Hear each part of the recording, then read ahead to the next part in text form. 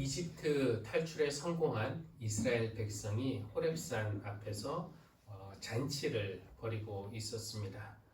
먹을 것과 마실 것이 없던 것 아니었고, 잔치에 참여한 사람들이 없던 것 아니었고, 흥이 없던 것 아니었습니다. 성경은 이렇게 말합니다. 백성은 앉아서 먹고 마시다가 일어나서 흥청거리며 뛰놀았다. 잔치 분위기가 나는 것 같습니다. 그런데 그 자리에 지도자였던 모세는 없었습니다. 물론 하나님도 그 자리에 안 계셨습니다.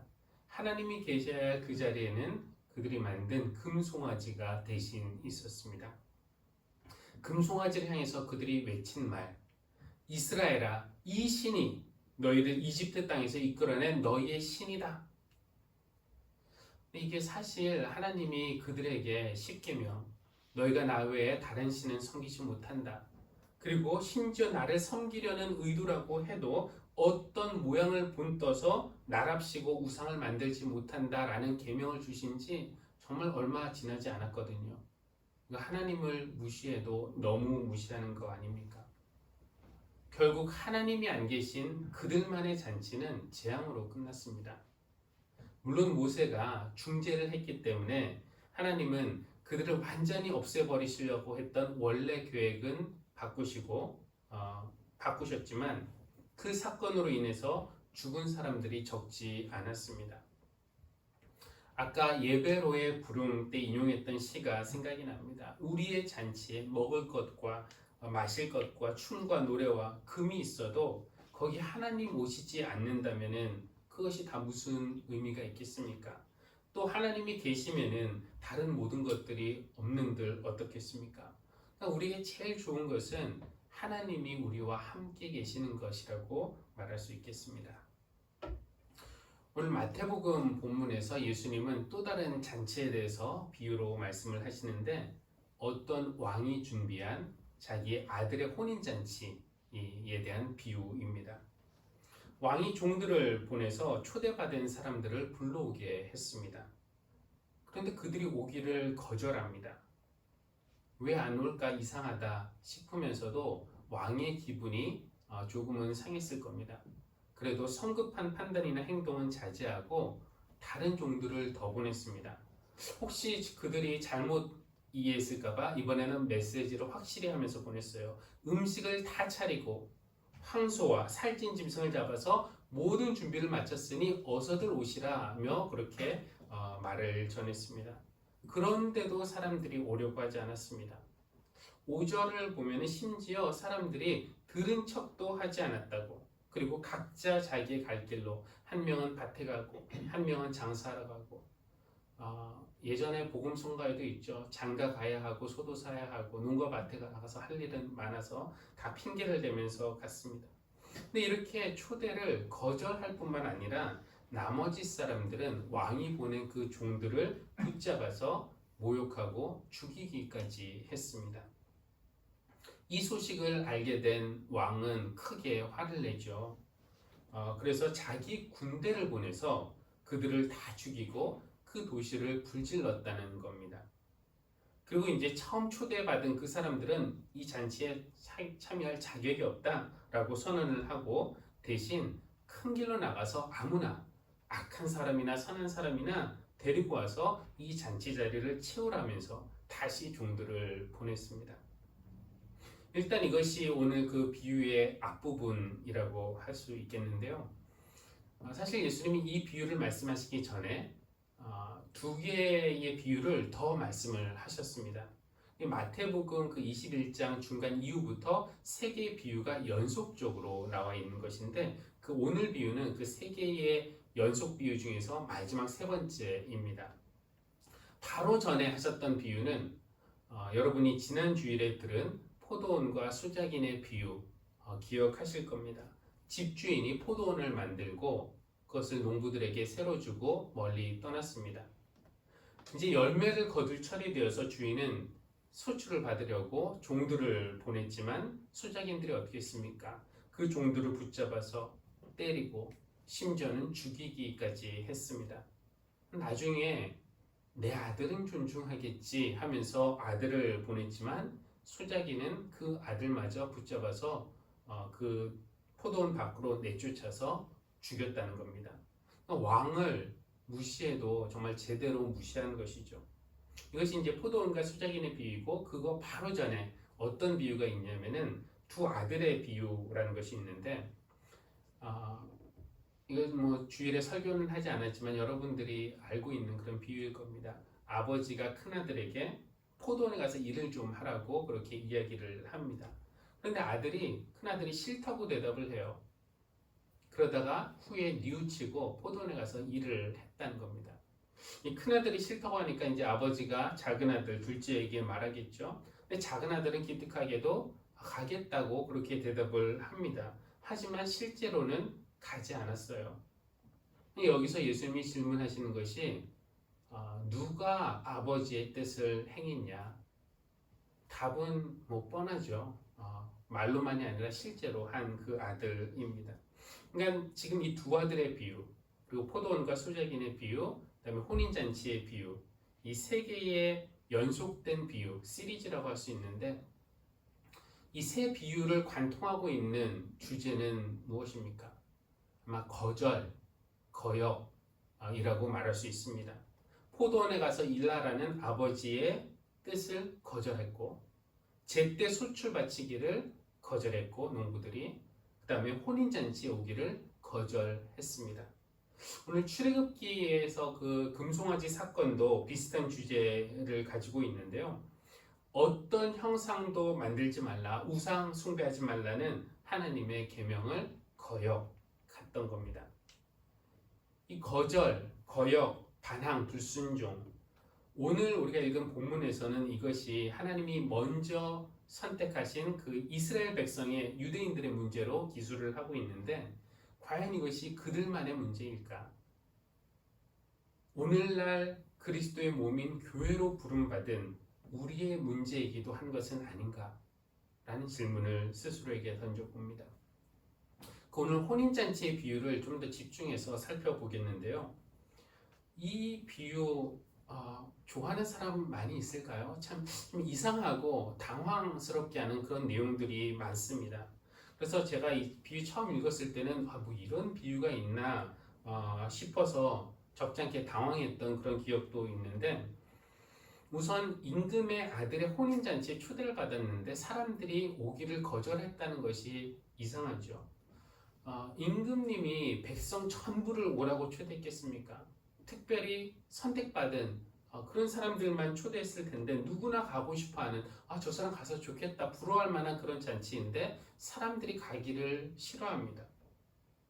물론 임금님이 개인적으로 마음에 안 들어서 가기 싫을 수도 있죠. 대통령을 싫어하는 사람이라면 청와대에 초대한다고 해서 뭐 꼭 가야 하는 것만은 아니니까 거절할지도 모르겠습니다. 그래도 보통 사람이라면 궁전 구경도 할 겸, 또 거기에서 오는 유명한 사람들도 사귀고 알 겸, 아니면은 최소한 요즘에 뭐 맛집이라도 가는데 궁전에서 준비한 귀한 음식을 맛보기 위해서라도 한번 가볼만 할 텐데 사람들은 거절하는 겁니다. 또 이상한 것은 무엇이냐면은 사람들이 가기 싫으면은 그냥 안 가면 되잖아요. 종들은 도대체 왜 죽입니까? 그냥 종들에게 못 갑니다. 그냥 돌려보내거나, 아니면 이미 몇몇 사람들이 그랬던 것처럼 그냥 못 들은 척, 안 들은 척, 못 본 척 하면서 제 갈 길로 그냥 가면은 되지 않습니까? 이 종들이 무언가를 받아내려고 그렇게 온 것도 아닌데 왜 그들은 이 종들을 잡아서 모욕하고 죽이기까지 했을까? 그것도 좀 이상합니다. 그것보다 더 이상한 것은 솔직히 임금님도 좀 이상해요. 자신의 초대를 거절하고 심지어 자기가 보낸 종들을 죽였으니까 화가 나는 것은 당연합니다. 그건 이상하지 않지만, 하지만 혼인잔치, 아들의 혼인잔치도 다 준비된 좋은 날인데, 그 좋은 날 7절 화면을 보시면요, 임금은 노에서 자기 군대를 보내서 그 살인자들을 죽이고 그들의 도시를 불살라 버렸다. 군대까지 보내서 그 살인자들을 다 죽이고 그 도시까지 불살라 버린 것은 임금님 너무한 거 아닌가 싶은 그런 생각도 듭니다. 그냥 그 실제로 종들을 죽인 살인자들만 뭐 특공 부대를 보내서 그 사람들 잡아서 사형시켰다면 이해할 수 있습니다. 그런데 도시를 보내서, 아니, 군대를 보내서 도시 전체를 불태워버릴 생각까지 했다는 것이 좀 의아합니다. 아마 이것은 마태가, 지금 마태복음을 쓰고 있는 이 마태가 주후 70년, 이 마태복음은 한 70년대, 80년대 쓰여진 것으로 추정이 되는데 주후 70년에 있었던 그 예루살렘의 파괴 사건을 비유적으로 말한 것일 겁니다. 그때 실제로 로마의 군대가 와서 성전을 무너뜨리고 도시 전체를 망가뜨렸습니다. 그런 멸망, 그러니까 왕을 왕으로 모시기를 거절하는 사람들, 작당이라도 한 듯 예수 그리스도를 메시아로 인정하기를 거절하고 하나님을 거역한 사람들이 받을 심판이었습니다. 그래서 모욕당한 임금님은 새로운 사람들을 초대하죠. 그래서 종들에게 8절 9절 한번 보여주시면은 혼인잔치는 준비되었는데 초대받은 사람들, 먼저 초대받은 사람들은 이것을 받을 만한 자격이 없다. 그러니 너희는 내거리로 나가서 아무나 만나는 대로 잔치에 청해 오너라, 이렇게 말을 합니다. 그래서 종들은 큰 길로 나가서 악한 사람이나 선한 사람이나 만나는 대로 다 데려왔습니다. 그래서 임금의 그 아들의 혼인잔치는 손님으로 가득 차게 되었다라고 기록하고 있습니다. 이야기가 여기에서 끝났다면 좋았을 텐데요. 그랬다면 우리는 이렇게 생각할 겁니다. 이 혼인잔치는 하나님의 통치가 온전히 이루어지는 하나님 나라를 상징한다. 유대인들이 거기에 먼저 초대를 받았다. 그런데 포도원으로 일하러 가겠다고 말했다가 안 간 아들처럼, 제때 소출을 바치지 않은 그 소작인들처럼, 그리고 혼인잔치에 참여하기를 거절한 사람들처럼 유대인들은 하나님을 거절하고 무시하고 거역했다. 이제 하나님은 우리를, 교회를 그 잔치에 초대하신다. 우리가 하나님이 준비하신 잔치에 참여하여서 주인의 즐거움을 누린다. 끝. 여기서 이야기가 끝나면 얼마나 좋겠습니까마는 이제 이 비유에서 제일 이상한 부분이 나옵니다. 저 손님들을 맞으러 잔치 자리에 임금님이 들어가 보는데 거기에 혼인 예복을 입고 있지 않는 한 명을 발견하게 되는 겁니다. 그래서 이렇게 말합니다. 다음 절 한번 보여주시면은, 이 사람아, 그대는 혼인 예복을 입지 않았는데 어떻게 여기에 들어왔는가? 그는 아무 말도 못했다고 합니다. 그 사람도 당황했겠죠. 무슨 말을 할 수 있겠습니까? 길가 지나가는 사람을 데려다 놓고 이렇게 불러다가 앉혀놓고 혼인잔치에 이렇게 불러서 앉혀놓고서 혼인 예복을 입지 않았다고 야단치다니요. 야단만 친 것이 아니라 그 사람의 손발을 묶어서 바깥 어두운 데에 내던지기까지 하다니, 이런 당황스러운 부분이 어디 있습니까? 이 예복을 입는다는 것이 그렇게 중요한가요? 하나님 나라의 잔치에 가는데 평상복을 입고 가면 안 되나요? 좀 옷이 해지거나 더러우면 어떻습니까? 우리가 일반적으로 생각하는 하나님은 그런 거 개의치 않으시고 냄새가 나던 그런 누추한 옷을 입던 그냥 우리를 있는 그대로 받아주실 것 같은데 말이죠. 이런 문제를 해결하기 위해서 어떤 이들은 왕이 손님들이 입을 그 혼인 예복을 연회장에 미리 준비를 해놓았을 것이다 라고 설명을 합니다. 그것이 이제 고대 근동 지방의 관습이라는 건데요. 예를 들면은 이런 겁니다. 그 유대인들은 여러분도 보셨나요? 하나님에 대한 경외의 표시로 그 자기의 정수리를 하늘에 노출시키지 않기 위해서 작은 모자를 여기에 쓰는데 그 키파라고 하는데요. 근데 이제 예루살렘을 방문해서 그 통곡의 벽, 성전의 그 쪽이죠. 이제 통곡의 벽에 가려고 하면은 그 입구에 이 종이로 만든 키파들이 준비가 되어 있습니다. 비유대인이라고 하더라도 관광객들이 거기에 들어갈 때는 이거를 쓰고 가라는 것이죠. 우리의 전통, 우리의 관습을 존중해달라는 의미에서 그러나 그 사람들이 그걸 사거나 뭐 만들어 올 수는 없지 않습니까? 자기들이 준비를 해주는 겁니다. 근데 이렇게 준비까지 했는데 그 손님이 쓰기를 거절한다? 그럼 그 사람은 입장이 불가합니다. 넥타이를 하지 않으면 못 들어가는 그런 레스토랑도 있다고 하죠. 그런 곳에서 손님이 모르고 넥타이를 하지 않고 오면은 어떻게 그 손님을 그냥 내쫓습니까? 그렇지 않을 겁니다. 그 레스토랑에 여러 개의 넥타이를 준비를 해놓죠. 혹시 모르는 손님들 하라고 말입니다. 여기 이 넥타이를 하시죠. 근데 그 손님이 나는 넥타이 안 한다 그러면은 죄송하지만 그 손님은 들어올 수가 없는 겁니다. 그러니까 여기서 예복을 입지 않았다는 것은 또 다른 의미의 거절이라고 할 수가 있겠습니다. 그들이 뭐 가난해서 옷을 장만하지 못했거나 시간이 없어서 집에 가서 갔다 오지 못한 것이 아니라 하나님의 초대에 응해서 오긴 왔지만 그 주인의 뜻을 따르지 않겠다는 겁니다. 혼인 예복은 진짜 어떤 예복을 말하는 것이 아니라 상징입니다. 무엇을 상징하는가?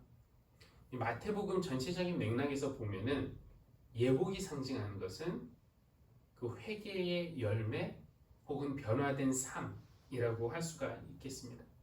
그러니까 우리가 혼인 예복을 입는다는 것은 마태가 지금까지 늘 강조해왔던 것처럼 내가 회개합니다, 회개합니다 말만 하는 것이 아니라 회개에 알맞는 열매를 맺는 것, 그것이 혼인 예복을 입는 것입니다.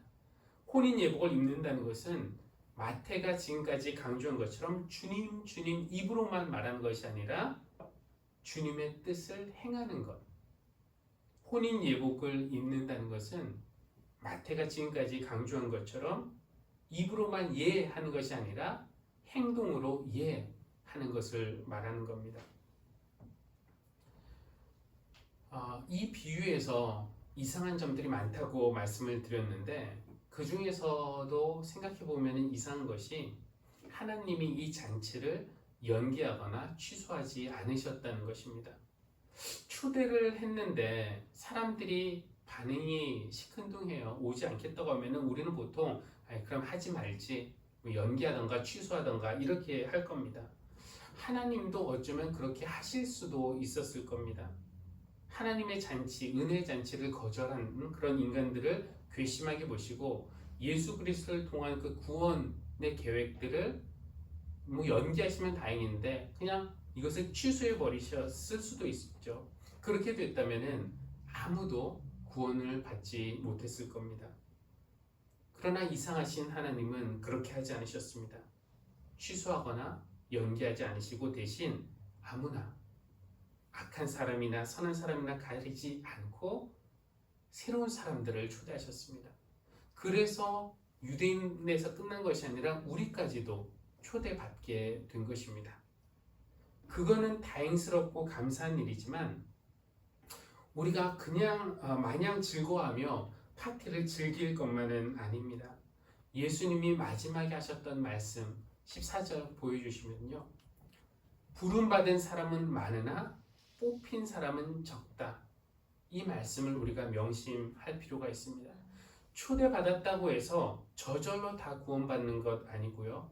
부름받았다고 해서 저절로 다 뽑히는 것이 아닙니다. 그러니까 우리가 초대받았다라는 사실에만 기뻐해서는 안 되고요. 초대받은 자답게 살 필요가 있습니다. 그것이 우리를 초대하신 분에 대한 예의고 그것이 바로 예복을 입는 것입니다. 예복을 입는다는 것, 그것은 아마 우리가 예수 그리스도의 마음을 가지고 그 마음으로 사람들을 대하는 것, 그래서 내가 예수 그리스도의 손과 발이 되어서 이 세상에서 살아가는 것, 그것이 우리가 입어야 할 예복이라고 할 수 있겠습니다. 잔치는 준비되었습니다.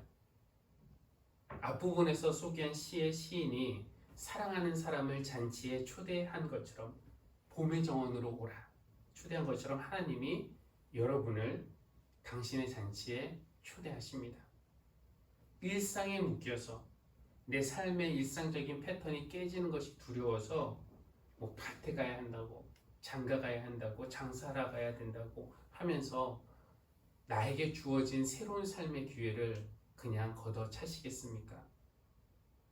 잔치는 준비되었습니다. 이제 당신이 와야 합니다.